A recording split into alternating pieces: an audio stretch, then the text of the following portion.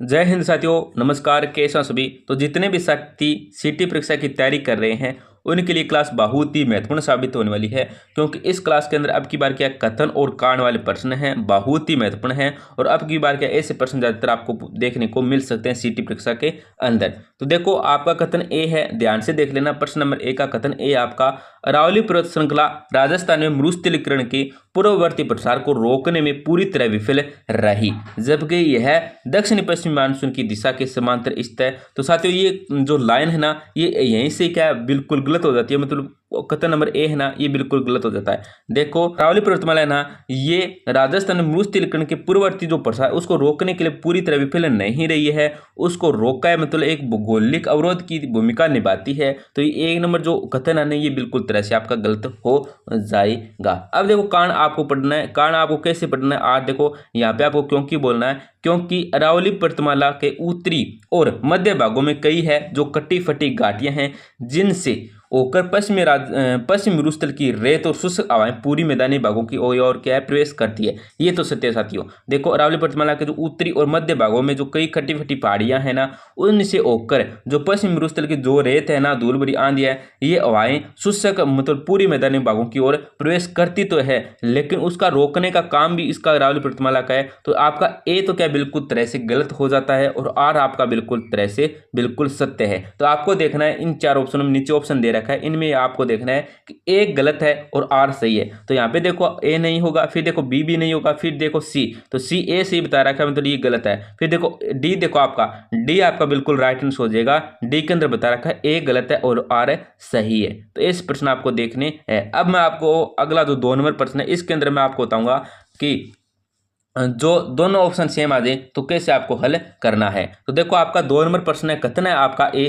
कि वर्ष 1818 की ईस्ट इंडिया कंपनी के साथ संधियों के बाद राजपूत शासकों की आंतरिक संप्रभुता व्यवहारिक रूप से क्या समाप्त हो गई थी। ये बिल्कुल सत्य है। आपका जो ए है ना, ये क्या है बिल्कुल साथियों सत्य है, याद रख लेना। अब आपको कांड पढ़ना है। कांड कैसे पढ़ना है मैंने आपको बता दिया, क्योंकि बोलना है, क्योंकि पढ़ने के बाद ही आपको इसका अर्थ है वो समझ में आएगा। क्योंकि इन अधीनस्थ पार्थ के संधियों की शर्तों के अनुसार ब्रिटिश पॉलिटिकल एजेंटों को रियासतों के घरेलू प्रशासन, उत्तराधिकार के मामलों और सामंतों के विवादों में क्या साथियों सीधे हस्तक्षेप करने का कानूनी जो अधिकार था ये मिल गया था। तो ये पूरी तरह से क्या है साथियों गलत है। ये जो पूरी तरह से क्या है गलत है साथियों। यहाँ पे ए सही है, आर क्या आपका बिल्कुल गलत है। तो अब आपको ऑप्शन के अंदर देखना है कि ए सही है और आर गलत कौन सी ऑप्शन के अंदर है साथियों। तो यहाँ पे ऑप्शन में बी आपको दिख रहा होगा, ए सही आर गलत है। तो ऑप्शन में जो बी है ना साथियों, इस प्रश्न का बिल्कुल जो राइट है सही उत्तर है वो हो जाएगा आपका। ध्यान से देख लेना। चलो अब आगे देखते हैं। आपका जो अगला तो प्रश्न है ये आपका क्या है। अगला 3 नंबर प्रश्न देखो, बहुत ही महत्वपूर्ण प्रश्न होने वाला है साथियों, ध्यान से देख लेना, बहुत ही इंपॉर्टेंट प्रश्न है। तो चलो देखते हैं 3 नंबर प्रश्न देखो, जालोर का सूर्णगिरी दुर्ग स्थापत्य कला की दृष्टि से राजस्थान का एक अवैध किला माना जाता है, जिसे इतिहास में कभी भी शत्रु द्वारा के सीधे आक्रमण से नहीं जीता जा सका। बिल्कुल आपका सत्य है। जो ये है ना 1 नंबर कथन आपका बिल्कुल सत्य है। अब आपको जो अगला कारण पढ़ना है, यहाँ पे आपको आगे बोलना है क्योंकि, इसके बाद ही आपको कारण पढ़ना है क्योंकि यह दुर्ग सुकड़ी नदी के किनारे एक ऊंची पहाड़ी पर स्थित है और इनके चारों ओर मरुस्थलीय ढाल होने के कारण भारी तोप खाने का मुख्य द्वार ले जाना असंभव था। तो आर आपका क्या साथियों बिल्कुल गलत है। यह दुर्ग है ना गिरी दुर्ग की श्रेणी में आता है साथियों, जिसके चारों ओर क्या मरुस्थलीय ढाल नहीं है, बल्कि यह पथरीले और खड़ी चट्टानों पर है। तो इस मरुस्थल में मतलब विशेषता दानो दुर्ग जैसे जैसलमेर की होती है, जालोर दुर्ग की नहीं है। तो यहाँ पे जो आपका आर है बिल्कुल तरह से गलत है, ए आपका बिल्कुल सत्य है। तो आपको अब देखना है कि ए सही है लेकिन आर क्या आपका गलत है। तो यहाँ पे ऑप्शन बी देखो, ऑप्शन बी देखो सेम मिल रहा है कि ए सही है लेकिन आर क्या आपका गलत है। तो बी नंबर ऑप्शन है ना आपका सही उत्तर हो जाएगा साथियों। इससे ही आपको प्रश्न हल करना है। चलो आगे देखते हैं। आपका जो अगला 4 नंबर प्रश्न है साथियों, ये आपका क्या है साथियों। अगर आपको ऐसे प्रश्न हल करना है तो आपको एक एक चीज की बारीकी के साथ उसका अध्ययन करना होगा, तभी आप अगर एग्जाम के अंदर ऐसे प्रश्न पूछे जाते हैं उसको हल कर पाओगे, नहीं तो आप नहीं कर पाओगे। क्योंकि एक जानकर छोटी सी जानकारी, देखो छोटा सा जो नाम आता है ना उस पर क्या प्रश्न पूरा है ये पलट जाता है। तो देखो आपका 4 नंबर प्रश्न है, ये आपका क्या है। राजस्थान के दक्षिणी पूर्वी हाड़ौती पठार क्षेत्र में कपास और सोयाबीन की खेती बहुतायत में की जाती है।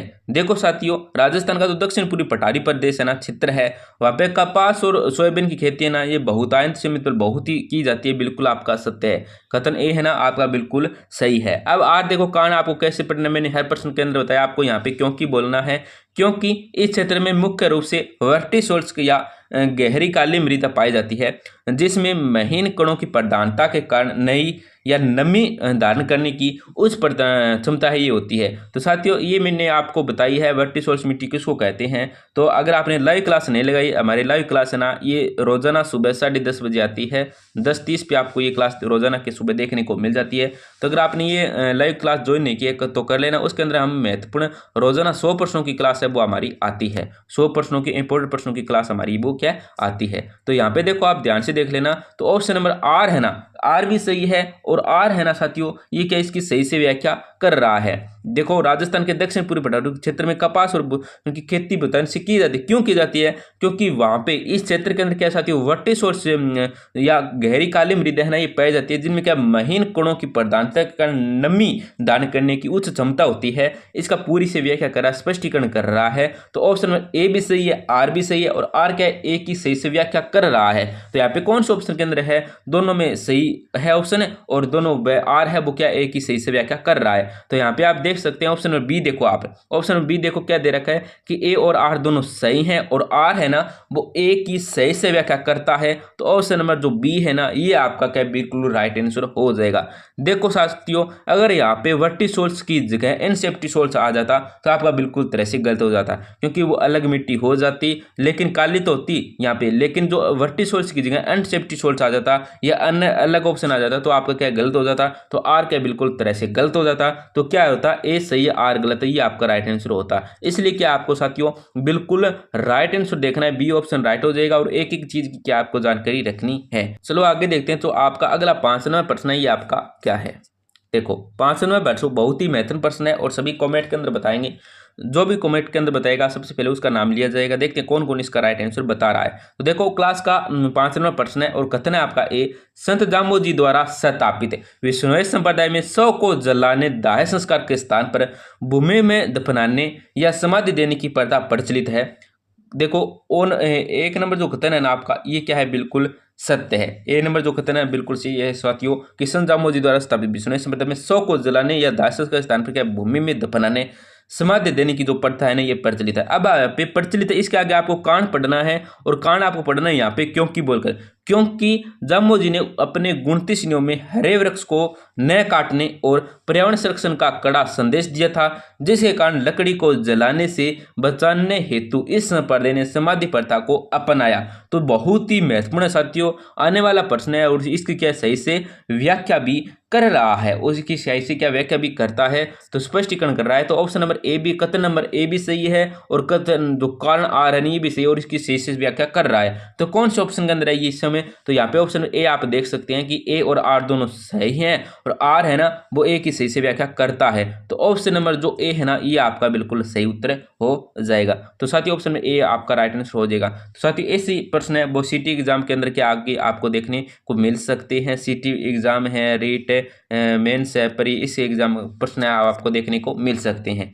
तो ऐसे प्रश्नों को ज़्यादा से ज़्यादा हल कीजिए। आपको रोजाना इस तरह के प्रश्नों की क्लास बीच में देखने को मिल जाएगी और रोजाना आप क्या है सुबह 10:30 बजे क्या आप हमारी लाइव क्लास से जुड़ सकते हैं। लाइव क्लास के अंदर क्या टॉप है 100 प्रश्न रहने वाले हैं। राजस्थान राजनीति का, राजस्थान इतिहास है, राजस्थान कला संस्कृति है, राजस्थान भूगोल है। तो सभी के प्रश्न आपको देखने को मिलेंगे। तो क्लास से जरूर जुड़ जाना साथियों। रोजाना बहुत ही साथी आते हैं तो आप भी आ जाना और क्लास को लाइक कर देना, अपने साथियों के साथ शेयर कर देना। धन्यवाद।